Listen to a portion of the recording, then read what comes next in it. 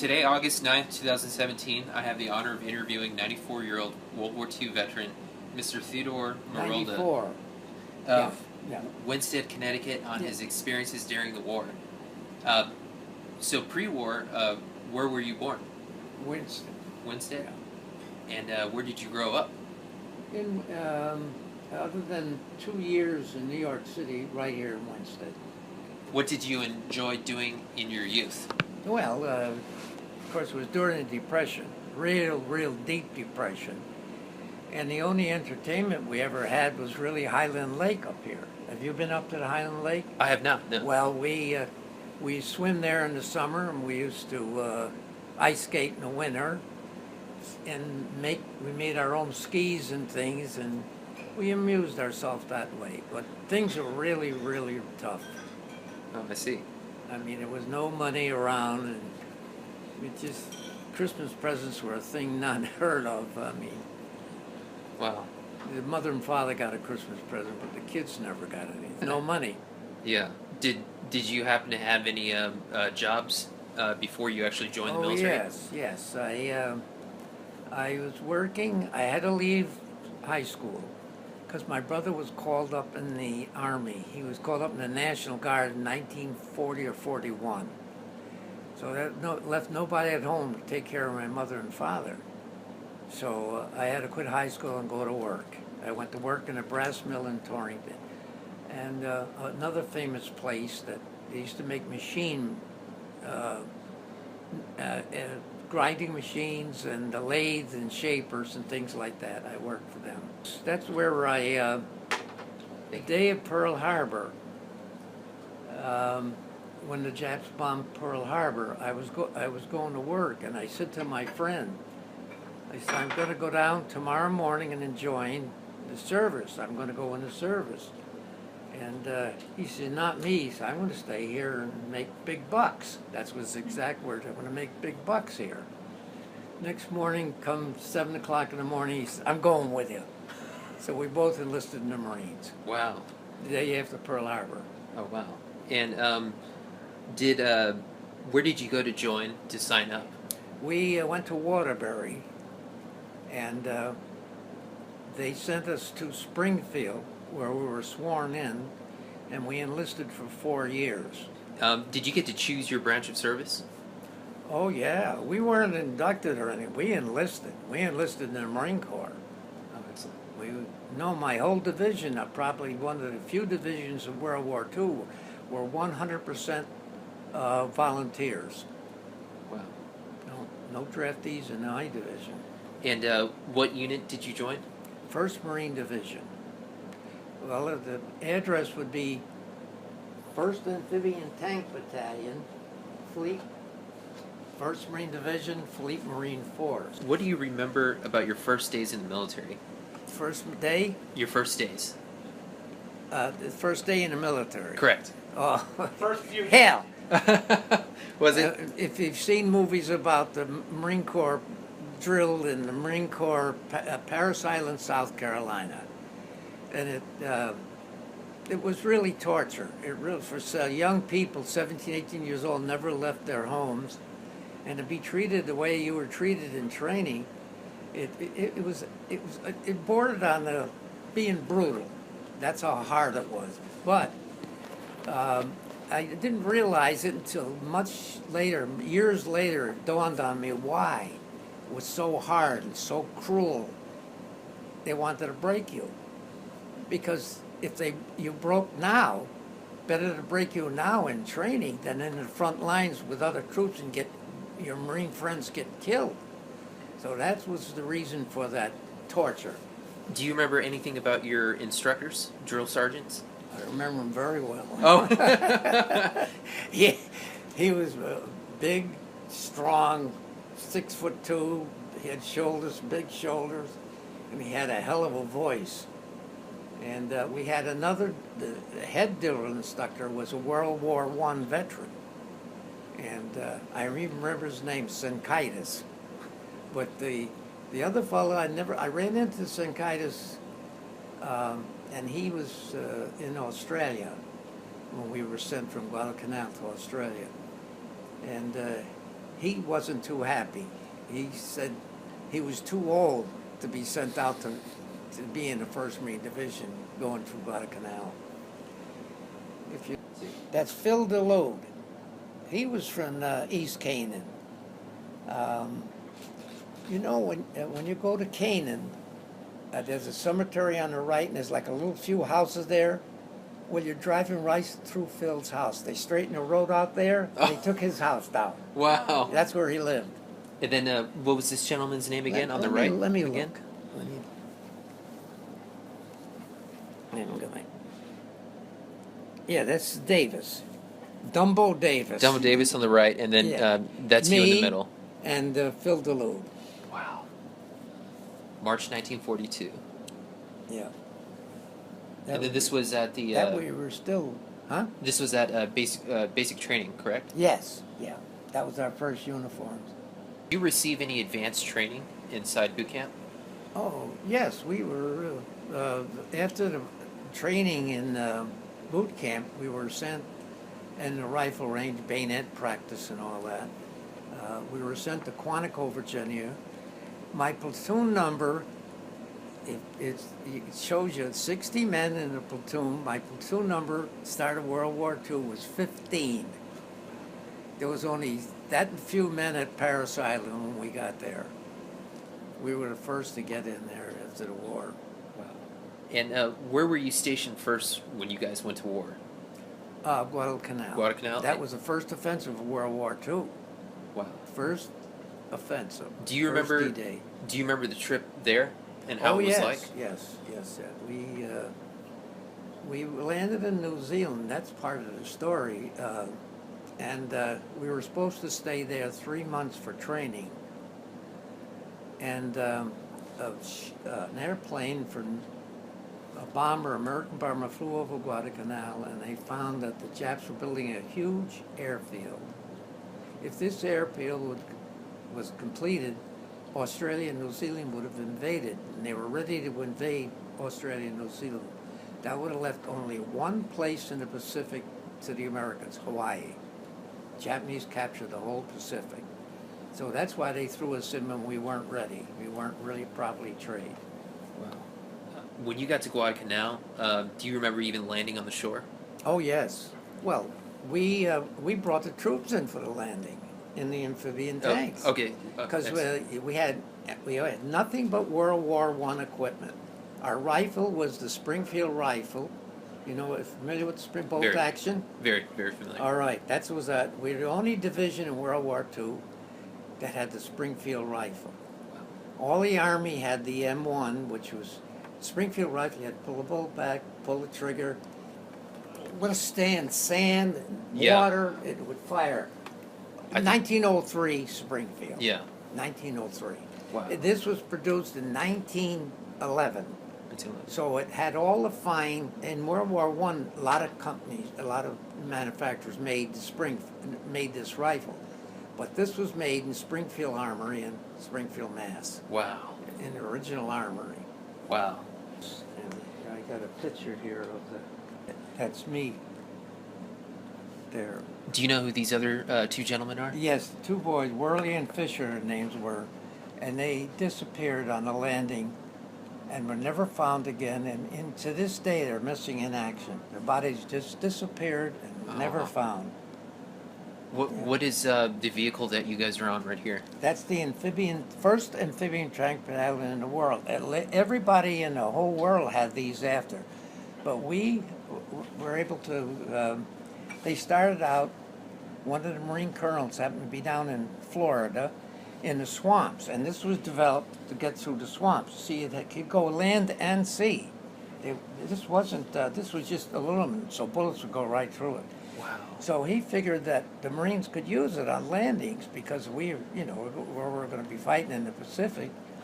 And he brought it in, and we started the 1st Amphibian Tracker Battalion. Wow. And do you remember the first day that you saw combat? Yes, we were very fortunate because it was a few months after World War started. Japanese never expected an attack. This was the first. And in that time, they won every battle everywhere. So they weren't really prepared for us. And we landed and we took the airport the second day. And we had very few casualties. But that was only the beginning. That night, the Jap fleet come in and sank 4 of our heavy cruisers. Sank them right to the bottom, 3 American and 1 Australian. And the 2 aircraft carriers we had supporting us sent a radiogram to our general and said, "We can't support you, we have to leave," and they left. So the next day the troop transports all left with all our food. They loaded maybe 10%, and for 2.5 months we were deserted. We had no supplies. We cut 1/3 rations in food a day, and it just, there was no support for us whatsoever. They couldn't get anything into us. They couldn't get supplies or anything. And finally, after 2.5 months, we Tell them got how you survived. we survived. If we didn't, they were expecting a large force of Japanese troops to occupy the island after the airfield was built. So they had big warehouses full of rice, loads of rice, and then they had 5-gallon cans of fish heads in rice, fish heads only. Wow. And well, we kept alive, and if it wasn't for that, we'd have starved to death. We Oh, would wow. have definitely starved. Wow. We suffered so many air raids every day at 12 o'clock. 30 or 40 bombers would come in and drop bombs, and we had nothing to protect ourselves with. At night, the Japanese Navy would come in and shell us all night long. So there's so many experiences. One night, 2 Jap battleships or cruisers, either one, they were pulling, Battleships. oh God, they were pulling trailers with loads of 14-inch shells. And for 2.5 hours, they bombarded us with, they say that it was the heaviest bombardment of World War II in such a small area. They just blew all the trees down, and Wow. that was quite a night. Do you know what a 14-inch shell looks like? I believe I've seen it before, like an empty one. It's But it's pretty mouth. large. They're about this tall. Oh, wow. And they're 14 inches wide and about 5-6 feet tall. Wow. They were very high explosives. Wow. They put 1,000 of them on the airfield in areas around that night. Along with hundreds and hundreds of smaller shells.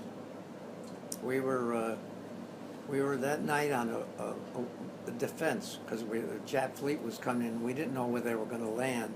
And see, amphibian tank, we're trained as if every Marine and woman is trained as infantry. And you are a rifleman. That's your number 1 duty. You're a rifleman. And so when things got tough, even though we were a tank outfit, they would send us into holes in a line to hold that position. They'd send us to the beach when an invasion fleet was coming in, we'd hold that line. And that night, we broke camp. We were right near the airfield, and they wanted to get us out of the range of the heavy guns, because that's what they were going for. They were trying to blow up the airfield. And they moved us to the beach. I got there at sunset, and I had to lay on top of the ground all night. Wow. The rest of the guys most of them had foxholes dug. Wow. Yeah. On a typical day in Guadalcanal, Yeah. did you know when the Japanese were going to attack, or was it a random occurrence? Yes, we pretty much knew when an attack came, because we were in such a small area. The Japs would land up the beach. We could see their landing ships and unloading their troops, and we knew that within 3 days they'd be marching down and we'd be hit in 3 or 4 days. So we knew pretty much when they were going to hit. And we knew pretty much when we were going to get air raids, because they came every day from Rabaul in the Cape Gloucester in the New Britain Island. We knew it took that much time to get to us and back again to there. So we knew around 12 o'clock we were going to be bombarded. Wow.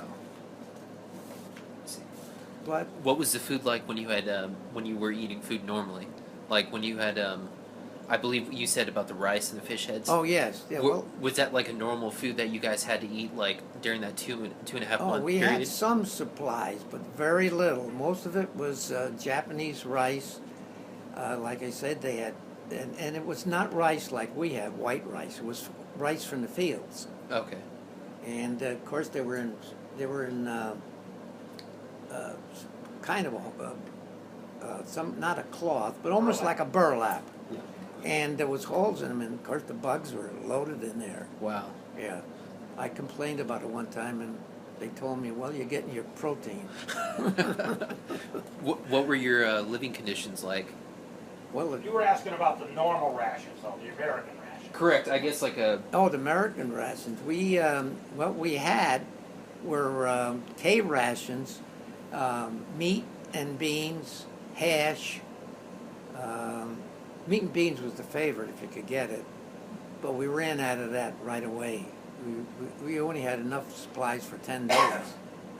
And hash, and what the heck else? That was most of it. Hash and meat and beans. I forget, there was another one too, but they were in little cans. And we had, when we first landed, every man was given, I have the box upstairs, a very bitter chocolate. It was supposed to give you enough for 2 or 3 days to keep you going. But we had to use them. Everybody had to turn them in. We had to use them because we didn't have any food. Yeah, we had to use them up. Being on a tropical island, did you ever have encounters with wildlife? No. Who's going to stay around when you're bombing hell and Yeah, you're getting true. shelled and bombed? True. They were smarter than we were. How did you get the hearing loss? Like what happened when that happened? An air raid That's was right. coming in. And normally we knew when the air raids were coming in because we had coast watchers. You ever hear of the coast watchers? I think They so. were natives, and they were in other islands way down, and we would know exactly how many planes were coming in, how many fighters, how many bombers. They would wire into us. But this day something happened, and we were caught completely flat-footed, and the bombs were dropping. And so we're running like hell to get into the shelter, and we were, I'd say 3 seconds or 4 seconds, these fellows would have been alive. But they took the full blast. They cut them to pieces, and they saved my life, really. Their body took it. We had a corpsman with us, and he went out to take care of the fellas, and we said, "You can't do anything. They're dead. They're all chopped up. Come in, save yourself." He wouldn't leave them. He would not leave those fellas, and another air raid was coming in, and they're dropping bombs all over, and he would not leave the 2 dead Marines. Yeah. What time period would you say, like time frame, would you say this happened? It probably was in the early stages. Probably we landed August 7th. I would say like September, somewhere in there. Okay. Yeah. Because we were getting pounded every day, because even at that time we had no airplanes. Then we got some. I remember the first day, we were diving for shelters. We heard the air motors coming in, and we thought they were Japanese. We looked up and we saw this, the guys all jumped up. They were running around screaming and laughing and hollering because they were first planes coming in to help us out. Wow. Yeah, it was quite a day when they came in. Yeah. Another thing too, when you guys weren't fighting, did you ever hear Japanese like calling out to you guys? Oh yeah, they did it all the time. "Marine, you die! Marine, you die!" That was the first thing they would shout before an attack. They'd say, "You're going to die," and the Marines would shout back. Tokyo was some filthy name, and the Emperor was his bad name, and they'd shout back, "Marine, you die!" Did they ever shout out like a propaganda speaker or anything like that? No, we didn't have. We were the first, so that they didn't. In the Philippines, of course, they had speakers, but we didn't have any speakers. They didn't have any speakers, but they must have had speakers when they were. But they just would attack, And the Marines would just mow them down, and they still kept coming and coming. And they had terrible malaria. We all lost between 35 and 40 pounds, each man. And all of us had malaria. I almost died on Guadalcanal with malaria. Yeah, we were very sick. Even the men who had just, you'd run fever of 104, 105. Malaria is a terrible thing. Yeah. And almost every man, we had no medicine. And so it was very, very, very difficult there. We didn't know from day to day if we were going to be alive the next day, because they abandoned us. They said, the Joint Chiefs of Staff, that included MacArthur, the head general, the head admiral in the United States, said, we can't supply you. You're on your own. And it finally got down to President Roosevelt, and he said, we can't take another defeat. If we take another defeat, the people in the United States will go crazy. He said, we got to get every bit of help to them we can possibly do. And MacArthur had quite a few planes over in Australia, and he didn't send them to us because he figured we were going to be defeated. Why lose, 15 or 20 brand new planes? And they were ordered to send us help. And that's when, after 2.5 months, they sent us an Army regiment, and they had the M1. 8 semi-automatic, pull the trigger 8 times. And there it is right there. Wow. I bet you guys were real relieved when you got these. Yes. Well, we didn't get them until... as opposed to the Springfield. we left Guadalcanal. We were no fit. In fact, the division doctor with Navy, we don't have... Marines don't have their own arm. In Navy, all our doctors and corpsmen are Navy men. And we weren't fit for combat. We were just completely shot. They didn't even have clothes. Wow. The clothes that they had were all ripped and torn and moldy. And some of the men were so weak they couldn't even climb the cargo nets to get back in the ship. We were just shot. Did you carry any reminders of home with you? Yeah, I got some here. I'll show them to you. Here's some Jap money, real money and fake money. This is, these here bills are real Japanese money. The fellows that had these didn't need them anymore. Yeah. He was asking about reminders of home. Oh, yeah. Yeah. We, the first mail, we didn't get any mail for about 1.5 months, 2 months. And they flew a plane in with it, and we got like 40 or 50 letters at a time, because they couldn't get them to us. So this is the real Japanese money, and they printed this and they paid the natives with it. It was worthless, just like script money. Mm-hmm. So, yeah, this is real money. This was my rank. Oh. You show those stripes to young Marines and they straighten up. And not only did I serve in World War II, but my brother Edward and my brother Victor served Army, Navy, and the Marine Corps in one family. Wow. I have a wonderful picture somewhere, but I can't find it. This. Which one, Dad? I might know where it is. Yeah, the Eddie, when we were in the parade. Remember the parade? And we were we were parade marshal. Oh, okay. And we had a wonderful, and we all fit our uniform. Oh, Every excellent. one of us, Army, Navy, Marine Corps, all our uniforms fit. This is I think that's the ship that showing the ship that we left from to Cape Gloucester, New Britain. This is the one I was on. Right here. Wow. Yeah. Amazing. Did you ever go to any USO shows? Yeah, I did. I wasn't too.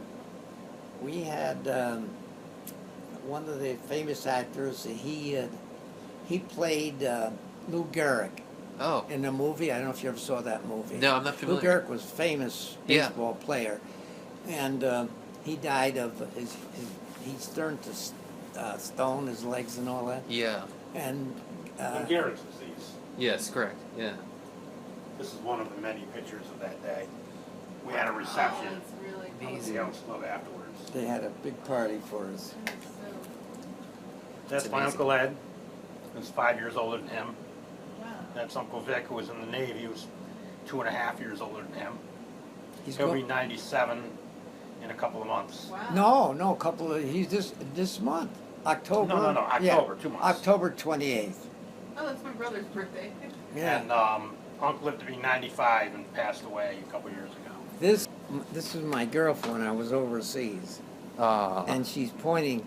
See, she's pointing to my name. Yeah. See my brother's name. Oh, wow. That was in front of the town hall, and all the men that served. There was a big listing of all the boys in all the services. Oh, so This is amazing. the only stationery we had. This is Japanese, and we had no because we couldn't unload anything. Mhm. We had to leave our sea bags in New Zealand, and I didn't see them for 6 years. Wow. I never saw my sea bag for 6 years. In other words, still 3 years after the war. Yeah. Wow. So we had no paper, and we used Japanese paper. And if I understand correctly, the sea bag is your personal belongings? Sea bag, you're issued a sea bag. It's first thing you go to Paris Island, and that's all you have. You don't have a trunk.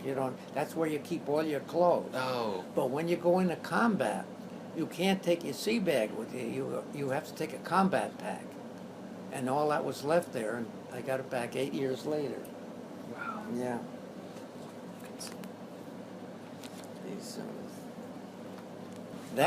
They had loads of beer, and it was good beer. That came off one of the bottles. Japanese beer. Yeah, oh yeah, well, that was, and they had sake. In fact, that was the first drink I ever got in my life. I didn't know what drink was. So they had these big bottles of sake, and they're pouring it in the canteen. The guy said, "Here, hey Ted, have some of this. That's good." I tasted it. It was sweet. It was good. Bong. Yeah. Did you ever keep a journal or a diary? I started to, and a funny thing happened, and it just killed me from doing it. We used to take our pack at night. Everything would mildew if you left it on the ground. So you take a stick and drive it in the ground, another one, just like a perfect cross, and we would hang our pack on that. And the shell hit real close by and went through. In fact, I got a picture of it somewhere. It went through my wife's picture. I still have it. Wow. It went through and it melted her picture and went right through a poncho and come out the other side. And we had a picture of the whole group, the whole 1st Amphibian Tracker Battalion, and my head was cut off. And I said, oh my God, I'll never live through this. And I stopped making a diary. Oh. But I did start one. Did you ever have any encounters with Japanese POWs? Very little, because we didn't take any prisoners. But one of the prisoners was being they wanted the intelligence wanted to get these fellas and interrogate them. Well, it started out no quarters asked and none given. They wouldn't take any prisoners. They killed all the Americans, so we killed all them. And this, they were bringing one of the prisoners down, and an American Indian looked when he went past them, painted right through. Wow. So they didn't have too many Jap prisoners. No, They wouldn't surrender to begin with. Yeah. they wouldn't surrender anyway. They fought to the death. They'd rather blow themselves up. Yeah. Were you deployed in any other areas after Guadalcanal? Oh yeah. And Dave, in my top drawer, there's my discharge paper. The one in a small chest in the hallway. It's in the right-hand corner. Yes, we went from Australia. They sent us to an island called Goodenough Island off the coast of New Guinea. We made maneuvers and a few landings there. Then they sent us to New Guinea, and we fought in New Guinea and we took an army. they detached us, and we took Army in for some landings in New Guinea. And then we, on Christmas Day, 1943, we landed at Cape Gloucester, New Britain. And it rained for 31 straight days. Pouring rain, like it's the worst rainstorm you ever saw. Just figure 31 days. Yeah. Did you ever get time to come home on leave? Oh, no. Almost 3 years I was over. We also received the presidential citation for Guadalcanal. It's not a personal, it's a unit citation. Yeah. Wow. So I've had a lot of things happen to me in the last few years. My granddaughter's taken me down to New Orleans to the biggest World War II museum in the country. Yes, correct. So my granddaughter's taken me down there. Then another person is taking me to Washington, D.C. In fact, I'm filling out the papers now. That's why I had this out. Oh. They want to know where I'm going, and they want to know if I want to meet the senators or if I want to go to the White House. They give me a whole list of places where they will take me if I want to go. And last year, we went on an honor flight to Washington, D.C. Oh, yeah. That's so cool. Right on. I got some pictures of that, too. Yeah, that was great.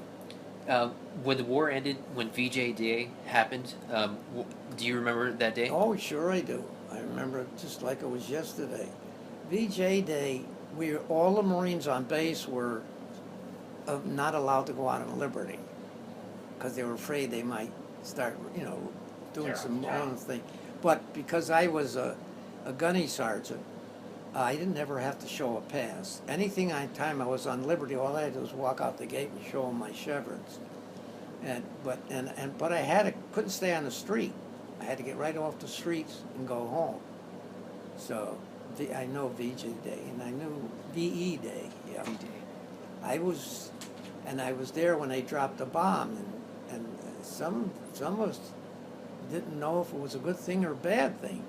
And that was when I was ready to board ship for the invasion of Japan. We were all going back again. Yeah. Were you relieved when you heard that the atomic bombs had dropped? I don't know.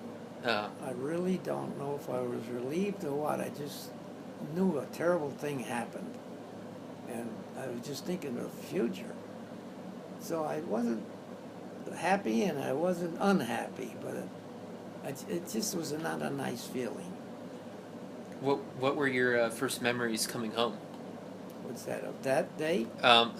So when you had got discharged from the military?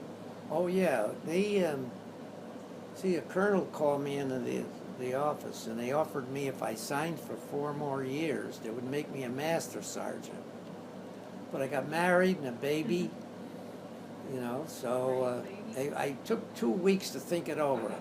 To be at 21 a master sergeant in the Marine Corps is really, really terrific.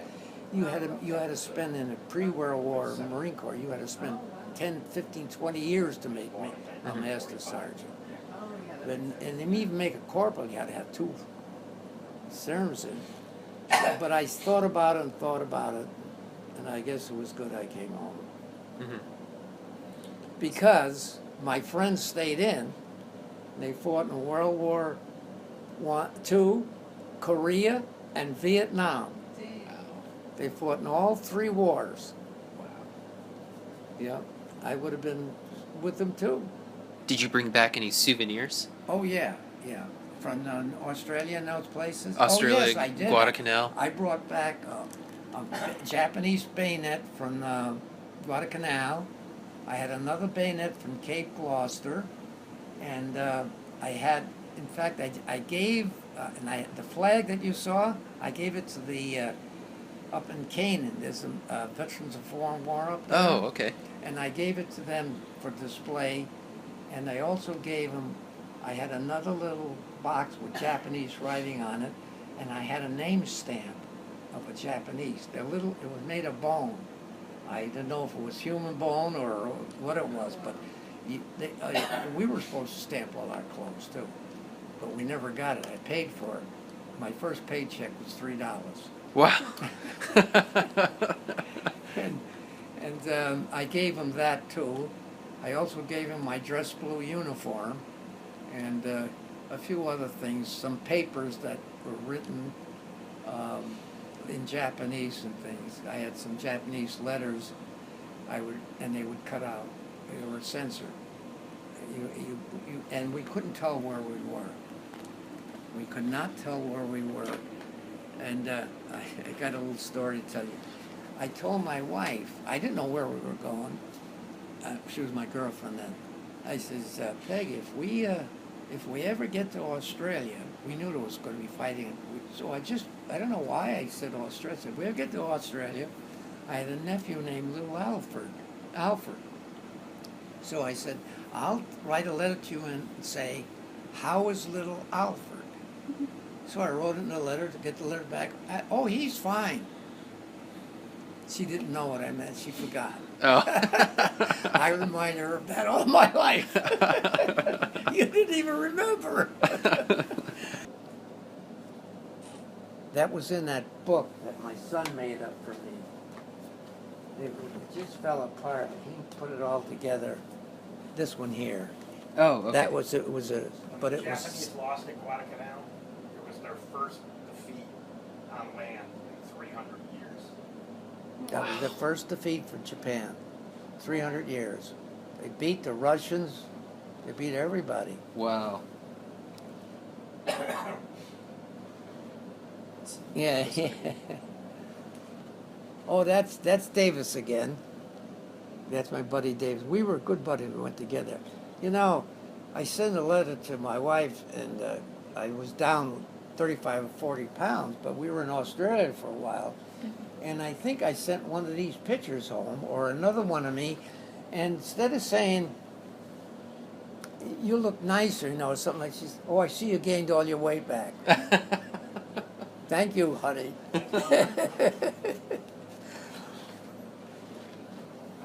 And Yeah. where would you say this beach is at? Oh, that was Davis and I had a date with in Australia, and we had a date, and we were on the beach, and I took that picture there. That was taken in Australia. God, there's so many things about Guadalcanal. It was also the last large battles between ships shooting each other with guns. Wow. I mean, since that time and for the rest of World War II, almost all the fighting was like through aircraft. And the fleets weren't even within sight of each other. But at Guadalcanal, there was battle after battle of ships slugging it out with guns. Wow. You know, we could see the battles going on from shore, and the big 16-inch shells flying back and forth. We didn't know who they were, but you could see them. They'd come across the sky like this, a burning thing, and then these would go this way and they're back. Then ships would explode. Wow. The Yeah. night that the battleships dropped all those shells on, the 14-inch shells on them, there were 90 aircraft on the airfield. In the morning, 48 of them were destroyed. Yeah. Wow. Yeah. They lost more than half their air power that night. We were pounded and who are pounded. these? Oh, that is we didn't get any furlough. I never had even a 72-hour pass until I come back from overseas. But when I was in North Carolina, on weekend, the sergeant, we gave him $5, and he would call our roll call for us in the morning. So I got home to see my girlfriend, and Oh, is that you in the photo right there? With the- yeah, that's me and her. Yeah, and I was able to get home, but it cost us $5. And this was before your wife, right? This Oh, your girlfriend? we weren't even engaged or anything. She was still in high school. She hadn't graduated. Or They hadn't been seeing each other She that might have long just- then. They started dating when he was 15 and she was 14. yeah. Oh, wow. Oh yeah. Up until I got a picture of. I had my first kiss when I was 16. up until my mother was probably 70 years old, she carried a compact that my father had given her. You know, he had put it back together again many times for her 15th birthday. Wow. Yeah, long history. Is that her? Yep, that's her. This was taken in California, March. What's the date? 19. March 18th, 1945. Yeah, yeah. 47? No, can't be 47. 45. It says 45. Oh yeah, 45. She was probably pregnant at the time. I was at Camp Pendleton out there. Oh, yeah. I Yeah. grew up in California. Oh, you grew up in California? Yeah. I was stationed. That's where I spent the at the end of the war. Camp. How was it like there, by the way? Oh yeah. How was it like when you visited? What's that? How was it like in California when you were there? Oh, it was. We were 10 miles from the main gate, and you had to take a bus to get into our base. It was hot as heck. Yeah. It is. Oh, it was so. But we had to wear our wool uniforms. Oh. We Was it had summer? yes, and no summer uniforms because it got very cold at night in California. Desert. So that's why we. But during the day, I remember I'm waiting to go down. There's two Marine girls. We don't call them by anything else. They're Marines. So the Marine girls, two of them, very pretty. So a captain drives by and he stops, and he motions to two girls to come in. So I figured he wanted me too. But I was so hot, I had my blouse over. He goes over and he blasts me. You're out of uniform. And I still thought he was going to let me go in. He says, Psh, drove away with the two girls. Lousy rat. So I believe it was. You said you were in Oceanside. Oceanside. Oceanside. Oh yeah. Did you ever We go we lived in Oceanside. Oh. Yeah, did she you ever came go out to to me. Coronado? What? Did you ever go to Coronado, San Diego? Oh yeah. Well, Okay. that's where I went to San Diego when we came back from overseas. Uh-huh. They landed in San Francisco and they brought us right down to San Diego, and we were quarantined. Oh. We couldn't go out on liberty or anything because they wanted to test us for disease. We were all loaded with all kinds of things, jungle rot and so many other things that they wanted to make sure we were okay Yeah. before they gave us a furlough. Wow. So we were stationed there for a while. Did you ever go dancing in Coronado? Because I always heard that. Oh, no. sailors and stuff- See, after there and coming home and getting married and all that, Yeah. no. When you came home, did you go to school? No, I went right to work. I come home on a Friday and went to work Monday morning. And I was damn fool because they had what they called a 5250 club. 52 weeks at $50 a week so you could get organized and find jobs. I went to work 3 days later. I should have taken a month off, but I was so anxious to get going. Yeah. Then my brother and I started a business, and we were very successful. What business did you guys start? We had started in the floor covering business, and we had an opportunity to buy the largest furniture store in Litchfield County. That was in Winston, and we bought it. And in 1978, two kids started a fire and burned us down. It was a big church building. We had a very, very good business. Yeah, we opened up again, and we did well. Yeah. You know my son Ted lives in Norfolk? I heard about him. Yeah. Did you pursue a career afterwards, like later on? No, we were right in the business. We opened up a store selling floor covering, and we did very, very well. And then the opportunity come along to buy the furniture store. And we took the opportunity. And the man we bought it from, he was like a father to us. He was just so good to us. We had a good paying business, and we did very well, but this was a big undertaking. I mean, it was really, for us, it was tremendous. But he told my brother and me, don't worry about it. He said, I said, well, it's going to be a lot of money. He said, don't worry about it. Everything's taken care of. So, and we did. And then after the store burned down in '78, he continued to operate until he retired in December of '85. Oh, okay. and we survived the '55 flood. We were the only furniture store that was survived between Winston, Waterbury, and Hartford. All the rest of them were washed out. We had an old church building, 5 stories. And, you know, a church building, you walk upstairs. Yes. That's what saved us. Wow. The stairs. During the night when the buildings would fall down in the river and go against the bridge and build up, until the bridge went out, the water would back up and come in and flow down Main Street. Cars and trucks were going down the road. And but the steps, they'd come up and start to go over the top of the top step, and then it would go down when the bridge would fall down below it. So it was quite a night. I spent the night in the store. Wow. I said, we just bought it about a year before, and I said, if this building goes down, I'm going with it. How did your service and experiences affect your life? How did the service went? Your service, your military service and experiences affect your life? Oh, absolutely. I think it's the guiding thing, never quit. No matter how bad things can get, stick with it.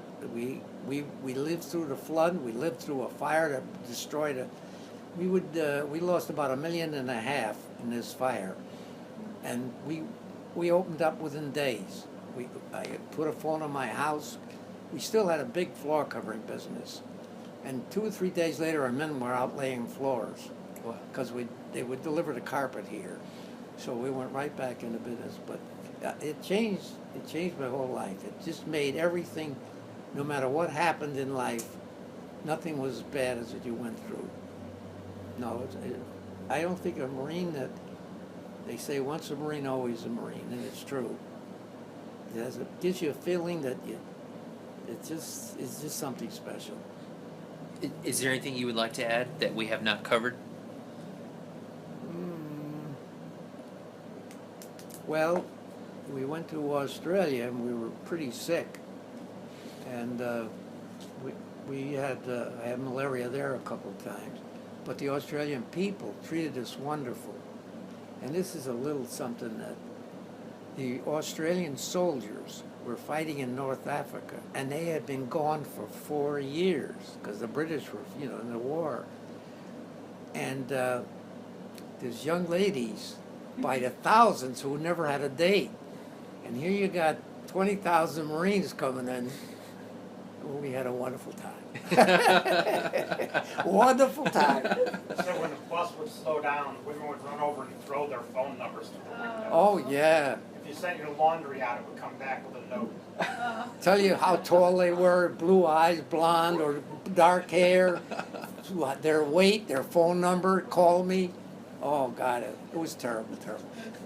Yeah, it was really, Australia was a real, we were so shot up, so bad, and we all gained weight there again.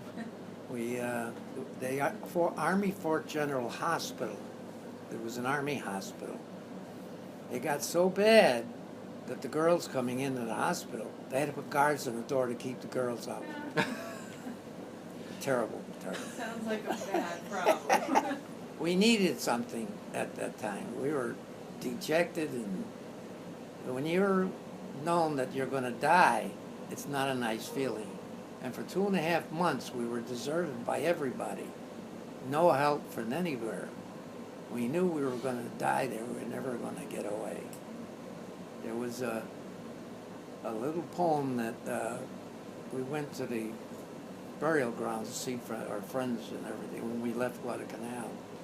And it was a little poster somebody made by hand, and it says, when I die and go to heaven, to St. Peter I will tell, another Marine reporting, sir, I served my time in hell. Wow. So, if there's anything, questions you want to ask? I think that's about it. But Yeah. yeah, Mr. Theodore Marolda, thank you so much. Okay. Thank you for your service. Okay. And having the pleasure of speaking with you. Okay. Thank you.